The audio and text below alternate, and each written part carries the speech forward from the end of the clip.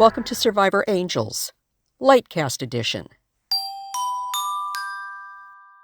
One of the most disorienting experiences you can have is feeling something deeply and not knowing where it came from. Whew!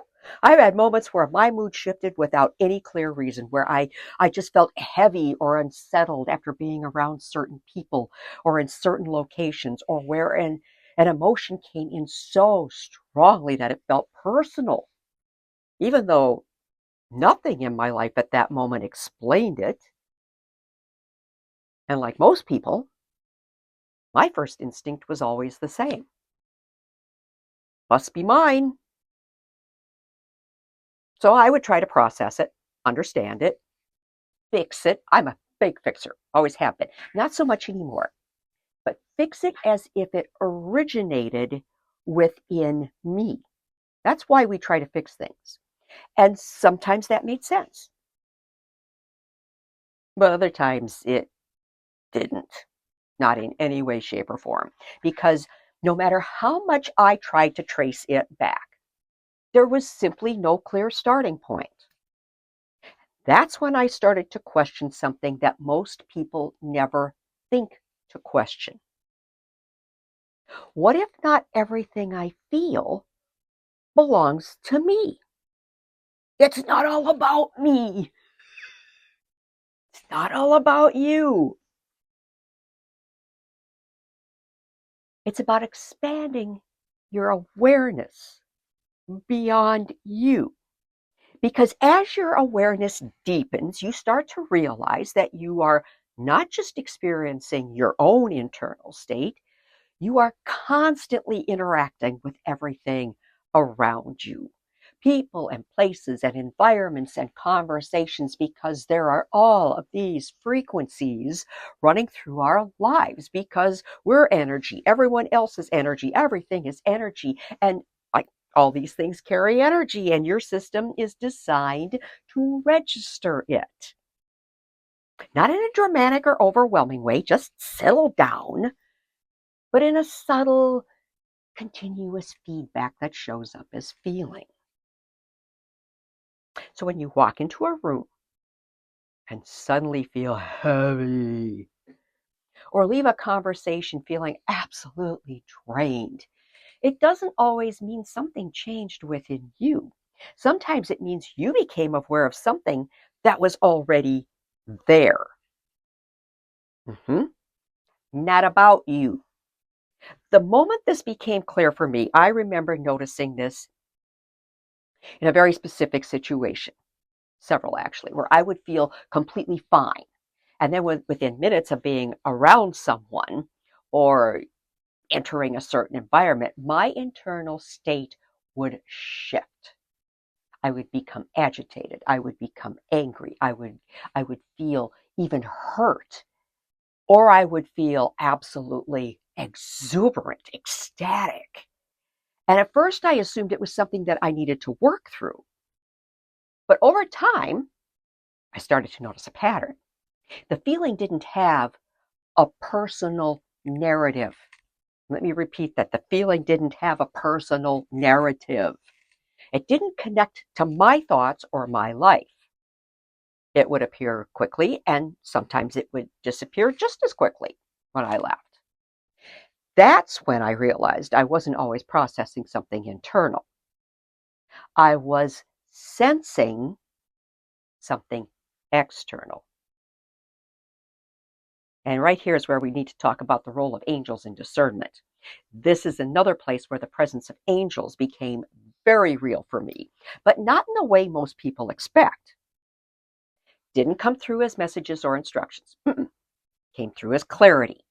There were moments where I would feel something strongly, and then almost simultaneously there would be subtle shift. How many times have you heard me say subtle shift? Where I could see it differently, as if I had just stepped slightly outside of it, looking back into it. Not disconnected, though, and not detached, but no longer fully identified with it. And in those moments, I could recognize very clearly This isn't mine. It's not about denial. That's not what this is about.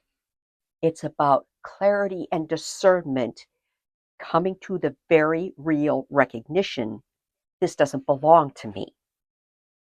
That shift in awareness felt supported. That's how you're going to know, because it felt steady. It felt like something was helping me hold the experience without absorbing it. Oh, none of that. And that to me is one of the clearest ways angels work. They don't remove what you feel. They help you stand in a place where you recognize it accurately. And this matters more than we want to realize. If you don't recognize this distinction, you can end up carrying things that were never yours to begin with. Who wants to tote around a bunch of extra baggage, right? You process emotions that didn't originate with you, and you take responsibility for shifts in energy that you never created. You internalize experiences that you were simply aware of. Stop it. And over time, that becomes heavy. Stop it. Not because you're doing something wrong, but because you're taking on more than what actually belongs to you. You got to learn to notice the difference. This doesn't require certainty, it requires observation. When something comes up, instead of immediately claiming it, grabbing onto it, you can pause and ask, does this feel connected to me? Or does it feel like something I'm sensing? Knowers and feelers, this is tough for us. It really is. I'm not going to say that it isn't. But you've got to figure this out so you're not carrying baggage that isn't meant for you to carry. Because sometimes the answer will be clear. Other times it won't be immediate. Don't start doing the head banging. Don't do that. Patience. Pause. Sit with it. Those are my two favorite things, to pause and to sit with it. But even asking the question creates space. And that space is what allows discernment to develop. Because there's a more accurate way to understand sensitivity. Sensitivity is often described as something that needs to be managed or reduced. But what I've come to understand is that sensitivity is actually awareness without structure. Go back to early season 14, some of those episodes where I talk more about this. It's the ability to feel and perceive deeply, but without a clear distinction between what is internal and what is external. So the goal isn't to become less sensitive. It's to become more precise in how you understand what you're sensing. It's about working with what you feel. Now, when I feel something shift, I don't immediately assume it belongs to me. Not anymore. Trust me, there was a time where it's like, oh my gosh, me, why me, right? No, I'm way past that. Not saying that occasionally I still won't do that. But it's because I create just enough distance to observe it. I stay present with the feeling, but I also stay present with myself. And if it doesn't connect, if it doesn't feel anchored in my own experience, I don't take it on. I just let it pass through.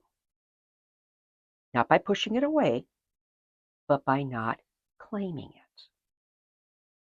And knowers, don't sit there and overthink this. Stop it, stop it, stop it, stop it.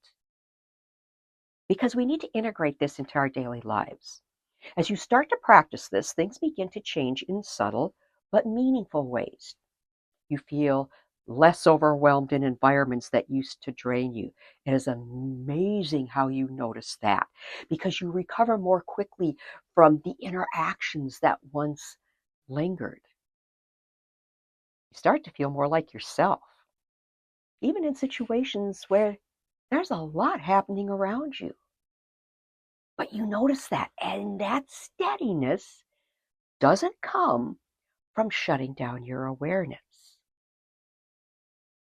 It comes from understanding it. You have to realize you are not separate from the world around you. You're constantly in interaction with it, sensing it, responding to it, and moving within it. Some of what you feel is yours. Absolutely. And you have to claim that. Some of it isn't. And part of becoming more aligned is learning to recognize the difference. Not perfectly, but consistently enough that you no longer carry what was never yours to hold. As you move through your life,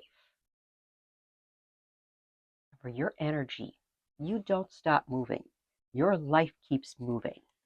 Notice what you feel and begin gently to recognize what is truly yours and what you are simply aware enough to sense with support that is often closer than you think. Activate your angels.